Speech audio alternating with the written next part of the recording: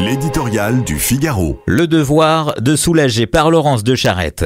Commencer sans plus tarder par l'indispensable, soulager la souffrance. N'est-ce pas là non seulement une affaire de bon sens, mais aussi tout simplement une impérieuse nécessité médicale, éthique et sociale? François Bayrou a fait connaître hier son intention de consacrer un texte législatif au déploiement des soins palliatifs. Un devoir de la société à l'égard de ceux qui traversent cette épreuve, a-t-il souligné. On ne peut vraiment que s'en réjouir. Depuis 1999, la loi fait mine de garantir l'accès sans remplir sa promesse, laissant sur le côté aujourd'hui près de la moitié des personnes qui auraient besoin d'être accompagnées. Une telle situation est-elle seulement imaginable? Quelques voix, pourtant comme celle de la présidente de l'Assemblée nationale, Yaël Braun-Pivet, se sont déjà élevées contre ce projet.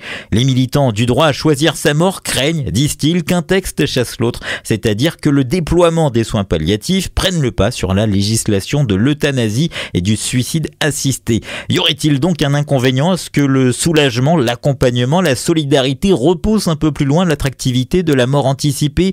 Derrière les pudeurs sémantiques d'un texte interrompu par la dissolution d'Emmanuel Macron, qui, comme tourmenté de lui-même, prévoyait d'instaurer l'euthanasie et le suicide assisté dans leurs versions les plus libérales, tout en refusant de les nommer, se cache en réalité une confusion, un malentendu, un marché de dupes, disent même les soignants à travers la voix de leur représentante Claire Fourcade. La promotion implicite du geste létal, non pas tout à fait comme l'ultime recours, mais comme le meilleur, voire l'unique, faute justement d'alternative, remède à la souffrance humaine.